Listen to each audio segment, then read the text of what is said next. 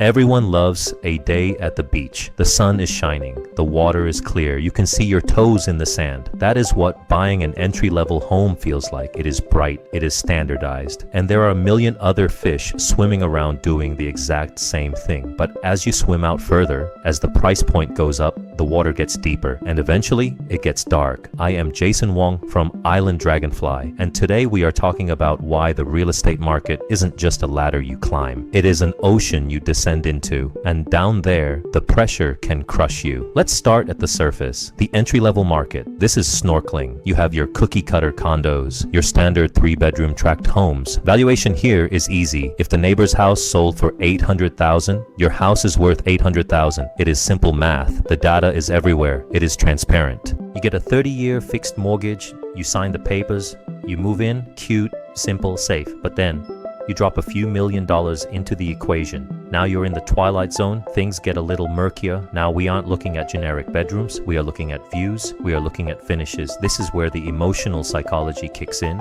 Statistically, luxury homes sit on the market longer. While a standard home might fly off the shelf in 50 days, luxury properties are currently averaging over 64 days on market. Why? Because buyers here aren't just looking for a roof over their heads, they are looking for an ego boost. And let me tell you, egos are much harder to appraise than square footage. Now, take a deep breath. We are going down to the bottom, the ultra luxury market. This is the abyss. Down here, there is zero sunlight. There are no comps. You cannot compare a beachfront estate with a koi pond and a helipad to the house next door, because the house next door was torn down 10 years ago to build a tennis court. Price discovery down here isn't math, it is art. And the creatures swimming down here, they are different. We are talking about complex legal structures, family trusts, shell companies, LLCs inside of other LLCs. You aren't just selling a house, you are transferring a corporate asset. And the predators? They are bigger too. Have you heard of FIRPTA? That is the Foreign Investment in Real Property Tax Act. If your seller is a foreign national, Uncle Sam wants 15% of the gross sales price withheld immediately, not 15% of the profit, 15% of the price. If you don't catch that shark, it eats your commission, and then it eats your bank account. The data backs this up.